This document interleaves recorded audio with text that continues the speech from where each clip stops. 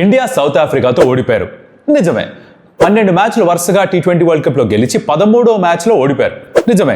దీనికి చాలామంది కాదులేండి, కొంతమంది ఇండియన్ క్రికెట్ ఫ్యాన్స్ అలా ఎలా ఓడిపోతారు, క్రికెట్ ఆడడం రాదా, ఇలా నేను ఆడేది అని హర్ట్ అవుతున్నారు. హర్ట్ అవ్వడం కరెక్టా, లేకపోతే ఇండియా ఓడిపోవడం కూడా నార్మలేనా? ఇక్కడి నుంచి ఏం చేస్తే సెమీఫైనల్కి వెళ్ళే ఛాన్సులు ఉన్నాయి? మన గ్రూప్లో ఉన్న మిగతా టీమ్స్ పరిస్థితి ఎలా ఉంది? వాళ్ళ గెలుపు ఓటములతో మనం ఎలా డిపెండెంట్గా ఉన్నాం? ఇది కాస్త మాట్లాడుకుందామా? కొంచెం క్లారిటీ వస్తుంది. Let's get started. Welcome to some tales. నా పేరు Kaushik. And yes, India South ఆఫ్రికాతో ఓడిపోయారు. ఎస్, 13వ మ్యాచ్ వరుసగా గెలిచుండేవాళ్ళు. 13 is unlucky number in the ప్రపంచం కదా. హోటల్స్లో 13వ ఫ్లోర్ ఉండదు, అపార్ట్మెంట్స్లో 13వ ఫ్లోర్ ఎవరు కొనుక్కోరు. ఇలా 13 పెద్దగా కలిసి రాదు ఎవరికి కూడాను. జరిగింది, ఓడిపోయారు. ఓడిపోవడం ఏమన్నా కొత్త? In the sense that sport ఆడితే ఓడిపోకుండా సహజమా? ఓడిపోవడం జరగదా? దీనికి మనం ఇంతలా రియాక్ట్ అవ్వాలా? వాళ్ళు understand that is super 8 game, but at some point you are bound to loose.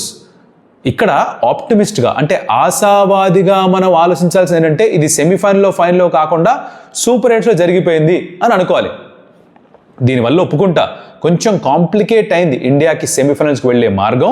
అంటే మిగిలిన 2 సూపర్ 8 మ్యాచెస్, సెమీఫైనల్ ఫైనల్లో 4 వరుసగా గెలిస్తేనే ట్రోఫీ ఎత్తచ్చు, ఒప్పుకుంటా. ఇక్కడ నిజమే. బై ది వే, వీడియో ఎక్కడ నచ్చితే కనుక please hit the like button, because that will help us and the video. And అలాగే స్టంప్ టేల్స్ సబ్స్క్రైబ్ చేసుకోండి, that will be a huge Boost to us. సరే, వెస్టిండీస్ జింబాబ్వే మ్యాచ్ జరిగింది. Zimbabwe ఓడిపోయారు, West Indies గెలిచారు. దీంతో ఏంటి జరుగుతుంది ఇప్పుడు అంటే, సౌత్ ఆఫ్రికా ఒక మ్యాచ్ గెలిచారు, వెస్టిండీస్ ఒక మ్యాచ్ గెలిచారు. ఇండియా అండ్ జింబాబ్వే వాళ్ళ ఫస్ట్ మ్యాచ్ ఓడిపోయారు. ఇండియా నెట్ రన్ రేట్ -3.8 దగ్గర ఉంది కదా. ఇక్కడ నుంచి ఏం చేయాలి India? First things first, India 2 మ్యాచ్లు గెలవాలి. అది వాళ్ళ కంట్రోల్లో ఉన్న విషయం. ఇక్కడ ఒక చిన్న అడ్వాంటేజ్ ఏంటంటే, లాస్ట్ మ్యాచ్ సూపర్ 8 స్టేజ్లో ఇండియాని ఆడతారు అగేన్స్ వెస్టిండీస్ March 1st.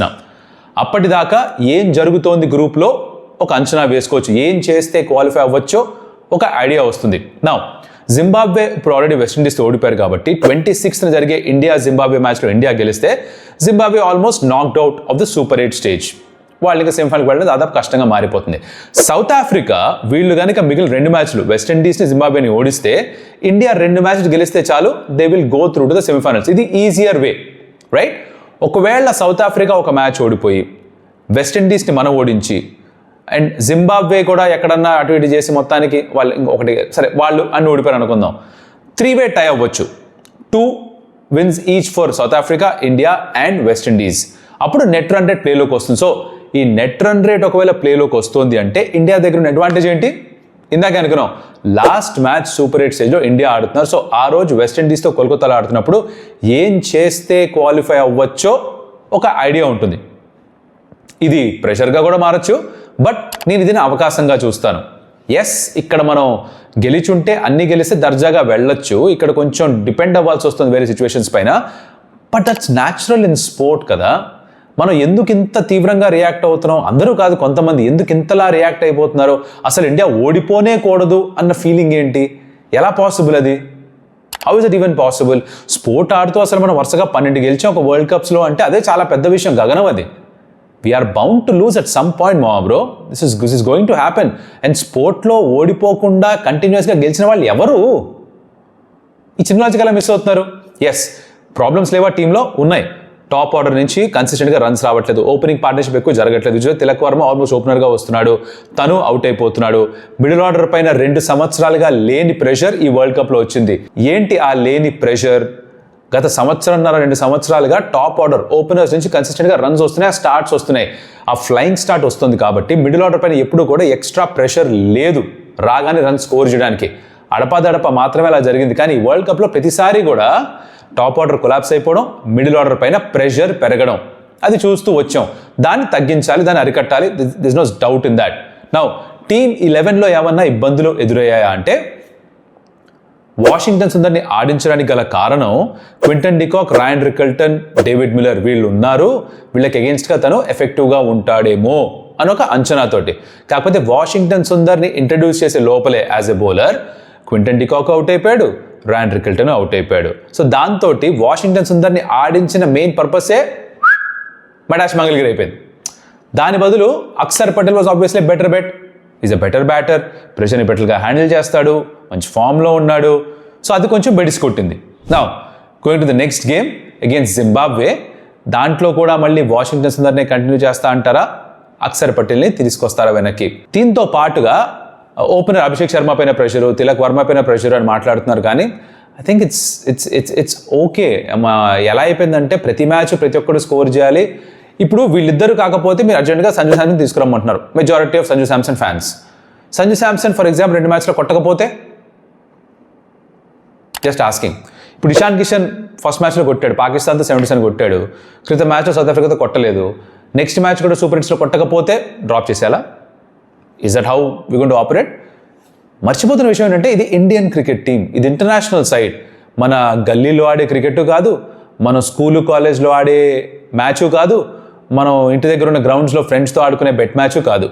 నచ్చినప్పుడల్లా ప్లేయర్ని మార్చుకుంటూ పోతా, ఇవాళ వీళ్ళని ఆడిస్తా, రేపు ఇంకొన్ని ఆడిస్తా, ఎల్లుండి ఇంకొకరిని ఆడిస్తా, లేదు మళ్ళీ ఫస్ట్ ప్లేయర్ని తీసుకొస్తా, ఇలా చేస్తూ పోలేరు. అలా టీమ్స్ ఫంక్షన్ అవ్వవు. ఐ అండర్స్టాండ్ సంజు శాంసన్ చాలా అన్యాయం జరిగిపోయిందని భావిస్తున్నారు, కానీ తనకు ఒక 5 మ్యాచ్లు ఇచ్చారు అగేన్స్ న్యూజిలాండ్, దాంట్లో తను స్కోర్ చేయలేదు.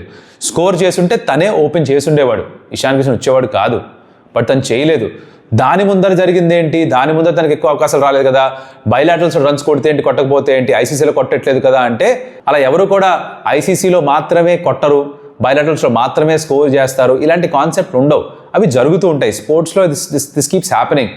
బట్ ఏమో సంజు శాంసన్ ఇప్పుడు తీసుకొచ్చినా కూడా 2 మ్యాచ్లు కొట్టకపోతే మళ్ళీ ఈ ఫ్యాన్సే లేదు ఇంకో ఛాన్స్ ఇవ్వాలి, ఇంకో ఛాన్స్ ఇవ్వాలి, ఇంకో ఛాన్స్ ఇవ్వాలి అంటారు. ఎందుకంటే సంజు శాంసన్ ఛాన్స్లు ఇస్తూనే ఉన్నారు. ఎస్, తనకి స్పొరాడిక్గా అవకాశాలు వస్తాయి, కన్సిస్టెంట్గా రావు, కానీ కన్సిస్టెంట్గా 5 మ్యాచ్లు కూడా వచ్చాయి. దాన్ని యాక్సెప్ట్ చేయనంటున్నారు సంజు శాంసన్ ఫ్యాన్స్, ఏం చేయలేం దానికి. బట్ ఇప్పుడు తీసేసినా తనని తెచ్చినా కూడా తిరిగి మళ్ళీ 2 మ్యాచ్ల తర్వాత ఆడకపోతే తనని మీరు డ్రాప్ చేయమని చెప్తారా? ఇది నా క్వశ్చన్. దీనికి మీరు ఆన్సర్ ఇవ్వకపోవచ్చు, మీరు దీనికి మీ నచ్చిన ఆన్సర్ ఇవ్వచ్చు, but I'm just putting it out in the open. Discuss చేసుకో మీ ఫ్రెండ్స్ తోటి, ఇలా మ్యూజికల్ చైర్స్ ఆడుతూ పోతారా అని తెలియదు నాకు. ఎనీవేస్, ఈ ఇష్యూ పక్కన పెట్టేస్తే, బౌలింగ్ వైజ్ మనకి చాలా పాజిటివ్స్ ఉన్నాయి, or at least 1 major positive. Jasprit Bumrah ఎంత బాగా బౌలింగ్ చేశాడో. Varun Chakravarthy had an off day, again it's bound to happen. Number 1 T20 bowler, దాదాపు ప్రతి మ్యాచ్ గెలిపిస్తాడు, ప్రతి మ్యాచ్లో వికెట్స్ తీస్తుంటాడు. ఎప్పుడో ఒక చోట ఎవరో ఒక అపోనెంట్ తనని టార్గెట్ చేస్తారు, రన్స్ ఇస్తాడు తను. ఇది కూడా జరుగుతుంది. Now I'm not really worried about it. అంటే ఇప్పుడు వర్స్ట్ కేస్ సినారియో ఏంటి? సెమీఫైనల్స్ క్వాలిఫై కారు, అవ్వకపోయినా కూడా అంటే ఆడిన ప్రతిసారి మనమే గెలవాలి వరల్డ్ కప్ అని లేదు, గెలిస్తే it's great. My point is, why is it the end of the world? ఎందుకు అలా బిహేవ్ చేస్తున్నాం మనం? ఈ క్రికెట్ అన్న స్పోర్ట్లో ప్రతిసారి మనమే గెలవాలి అన్న ఒక ఆలోచనతో ఎందుకు ముందుకెళ్తున్నా నాకు అర్థం కావట్లేదు. Australia knocked out in the group stage. వాళ్ళ దేశంలో ఏమీ రచ్చరంబోలా చేయట్లేదే. They understand it sport, they understand it happens, they understand teams will sometimes get knocked out. That's part of life, that's part of sport. ఆ maturity వాళ్ళకుంది, ఆ maturity మనలో కొంచెం తక్కువ ఉంది అనిపిస్తుంది నాకు. బికాజ్ మనం ఎక్కువ ఎమోషనల్ పీపుల్, మనం ఎమోషనల్లీ ఎక్కువ డెసిషన్ తీసుకుంటాం. అదే ఇక్కడ ప్రాబ్లం అవుతుంది నాకు అనిపిస్తుంది. నౌ ఈ ఆస్పెక్ట్స్ అన్ని పక్కన పెట్టేసి సింపుల్గా మాట్లాడుకుందాం. ఇండియా ఎలా క్వాలిఫై అవ్వాలి అంటే, నాకు చెప్పినట్టుగా ఇండియా ఫస్ట్ ఆఫ్ ఆల్ 2 గెలవాలి, మంచి మార్జిన్తో గెలవాలి. లాస్ట్ గేమ్ అగేన్స్ వెస్టిండీస్ జరిగే దాంట్లో ఆల్రెడీ మనకు తెలిసిపోతుంది. ఒకవేళ కనుక వెస్టిండీస్ నెక్స్ట్ సౌత్ ఆఫ్రికాతో ఓడిపోతే India needs to beat West Indies and we're done, we're through. ఒకవేళ వెస్టిండీస్ సౌత్ ఆఫ్రికాని కొడితే, సౌత్ ఆఫ్రికా జింబాబ్వేని కొడితే, అప్పుడు సౌత్ ఆఫ్రికా దగ్గర 2 విన్స్ ఉంటాయి, వెస్టిండీస్ దగ్గర 2 విన్స్ ఉంటాయి. మనం జింబాబ్వేని వెస్టిండీస్ని ఓడిస్తే మనకి 2 విన్స్ ఉంటాయి. దట్స్ ఎ 3-way టై. అప్పుడు మన net run rate south Africa కన్నా ఆర్ వెస్టిండీస్ కన్నా కూడా బెటర్ ఉండాలి. వెస్టిండీస్ ఆల్రెడీ 254 స్కోర్ చేసి పెద్ద మార్జిన్తో గెలిచారు కాబట్టి వాళ్ళ నెట్ రన్ రేట్ ఆబ్వియస్లీ కొంచెం బాగుంటుంది. దాన్ని ఢీ కొనగలమా అన్నది ఒక ప్రశ్న. So will have to see. జింబాబ్వేతో పెద్ద స్కోర్ చేయాల్సి ఉంటుందేమో. చెన్నైలో match, I'm counting on the fact that చెన్నైలో పిచెస్ ఇప్పటిదాకా చాలా బౌన్సీగా మంచి పేస్ ఉన్న పిచెస్ ఉన్నాయి, బ్యాటింగ్ చాలా ఫేవరబుల్గా ఉన్నాయి. సో పెద్ద స్కోర్ ఇక్కడ రావాలని ఆశిస్తున్నా. ఐడియల్గా ఇండియా చేజ్ చేయడం బెటర్ ఏమో, ఎందుకంటే ఒకవేళ వాళ్ళు 150, 160 కొట్టినా కూడా మనం 14-15 ఓవర్స్ చేజ్ చేయగలిగితే నెట్ రన్ రేట్ ఇంప్రూవ్ అవుతుంది. So I think that should be the approach is what I think. First batting చేస్తే 200 పైగా మినిమం కొట్టాలి.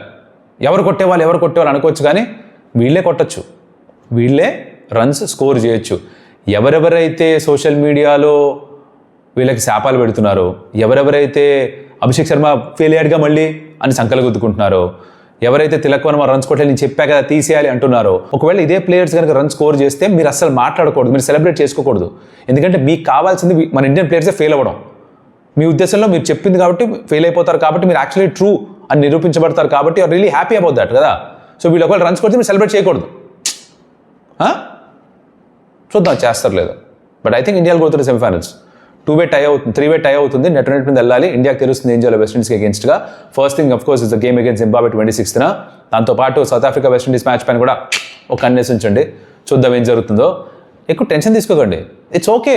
ఒక్కవేళ కర్మగాలి సెమీఫైనల్స్ క్వాలిఫై కాకపోయినా కూడా it's not the end of the world. ఇంకో టోర్నమెంట్ ఉంటుంది, దీనమ్మ ప్రతి సంవత్సరం ఐసీసీ టోర్నమెంట్ వస్తుంది. So what? I'll see you in the next video. Adios, amigos.